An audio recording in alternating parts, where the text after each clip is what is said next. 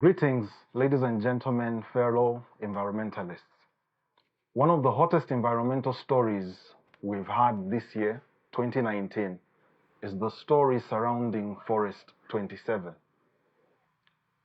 Forest 27 is a forest found in Lusaka East. Portions of Forest 27 have been partially degazetted. When we talk about partially degazetting a forest, that implies portions of it are subdivided and the use of those portions is changed from the original use, which in this case is use as a forest, to use as either a residential area or a commercial plot. I need to clarify one point. If you check a lot of stories online, you'll notice that a lot of stories mention that the entire forest has been degazetted. The truth of the matter is the majority of the forest is still a protected area. The only difference is that portions of it have been partially degazetted, subdivided for other uses. There is one other point we need to talk about that I think is important for all of us as Zambians and residents of Lusaka. You will notice that the very first subdivision or partial degazation took place in the year 2017. The second one took place in the year 2018. The third one, which is the latest one, took place in the year 2019. These three are covered by statutory instruments 62, 59, and 13, respectively. You will notice that when the partial degazation was done in the year 2017 and 2018, only a few people spoke about it, a few NGOs and a few individuals. But suddenly, when the third allocation of residential plots took place in the year 2019, everyone talked about it. And why did everyone talk about it? Because of the people that were rumored to be connected to those plots. Now, I cannot confirm whether those individuals actually received those plots or not. But the question I have to ask everyone is, are we concerned about the people receiving the plots, or we're concerned about damage being done to the forest? Is the implication, therefore, that we won't say anything if we ourselves are beneficiaries of those plots? There is a problem if we only criticize something that's happening because of personalities or politics. Our main concern is supposed to be the environmental aspect. When these portions of the forest are changed in terms of land use, what will the impact be to the environment and to all of us as residents of Lusaka and to all of us as Zambians? So in continuing with this particular topic, I would like now to go ahead and look at Forest 27. What we have here is a sketch of Lusaka. So you have the surface of Lusaka, and you have this aquifer zone down here, and you have a bedrock. Forest 27 is located there, protecting what's referred to as a recharge zone. Forest 26, which is a forest that was completely degazetted. Part of it was turned into the Lusaka South Multi-Facility Economic Zone, and another portion was turned into the Lusaka National Park. So you notice that when Lusaka was originally being planned, when these forests were being established before independence, the reason why the forests were established was so that they protect what are referred to as recharge zones. What are recharge zones? Recharge zones are portions of the aquifer layer, which is made up of permeable rock, limestone. When we talk about permeable rock, we're talking about a rock that water can actually percolate through, water can actually pass through. So this permeable rock, this limestone, it surfaces in certain areas in Lusaka. And these areas where it surfaces are the ones that are referred to as recharge zones.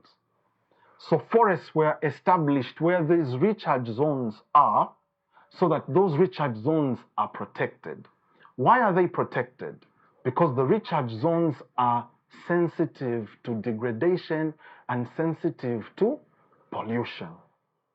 So when we give the example of Forest 26, which is completely degazetted, you will notice that the quantity of water that recharges through the aquifer layer has been reducing because of the damage done to a portion of the forest.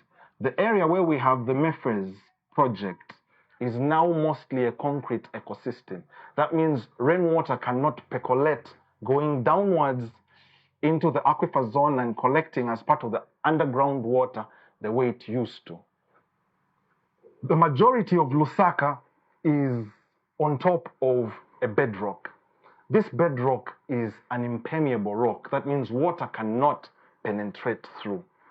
This impermeable rock comes up to the surface in certain parts of Lusaka. Areas such as Makeni, Kanyama, Chiwolya, Misisi, John Lane, Jack, John Howard, to mention just a few.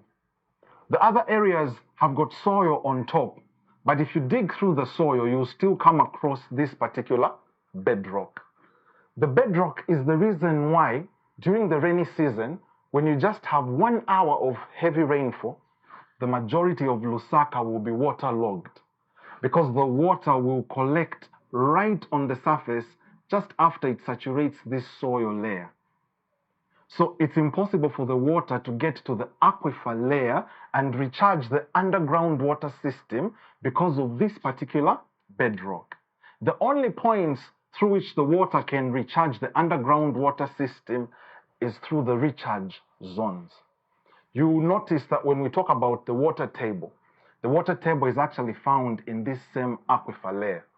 That means when anyone in Lusaka is drilling a borehole, their aim is to get to this aquifer layer and hit the water table. That's when that particular borehole will be able to have water.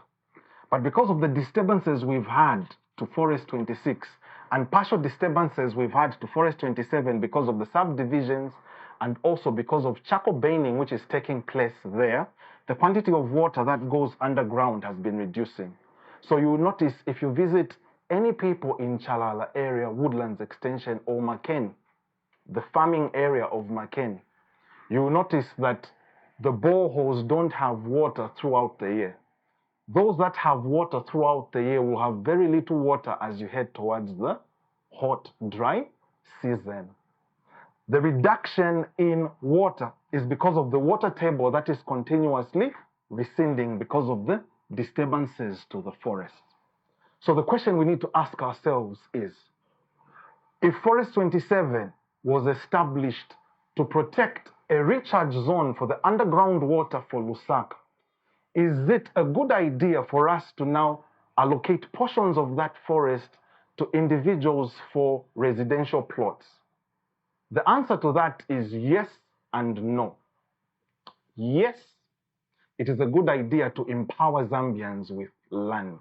Every Zambian is entitled to land and they have the right to acquire land and develop structures on that particular piece of land.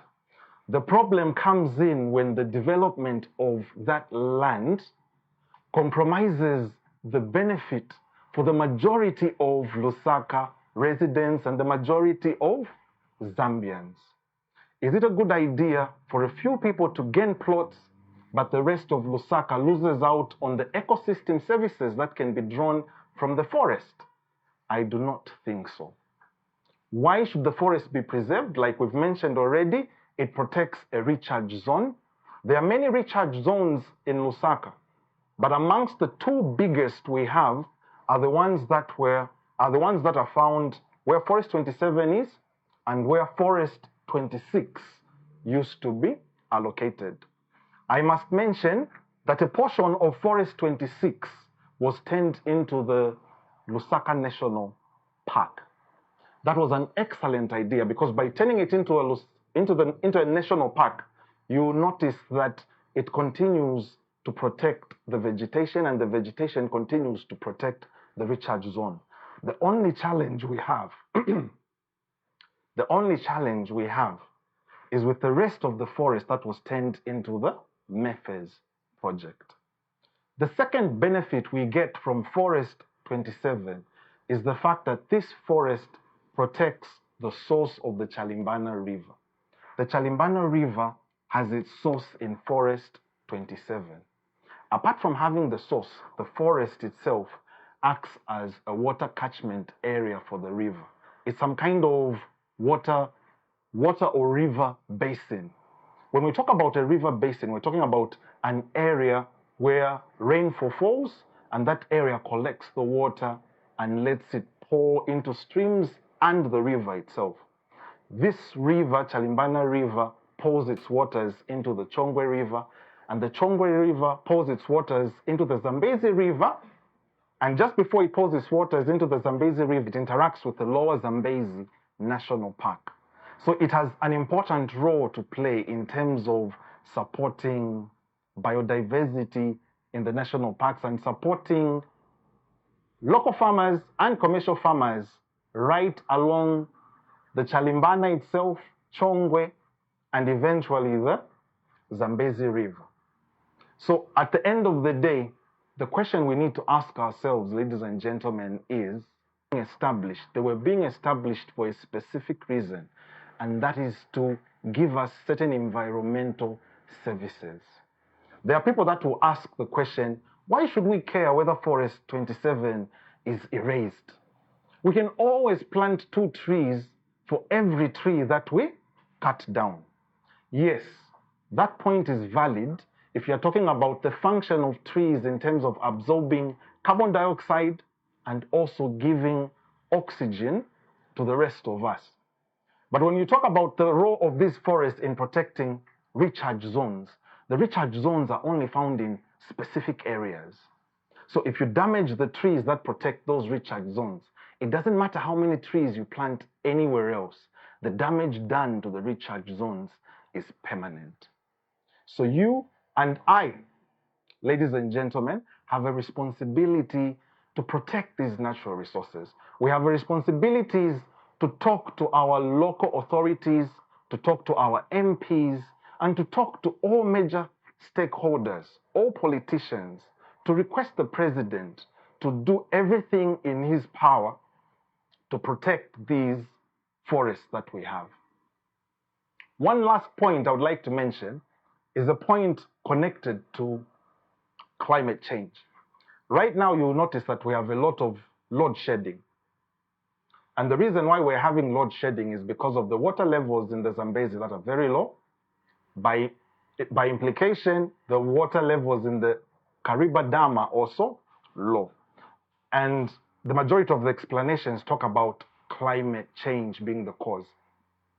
Climate change is a very broad term. There are so many examples of climate change.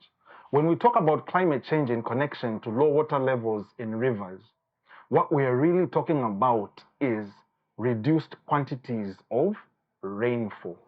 Rainfall is a component of weather and also a component of climate.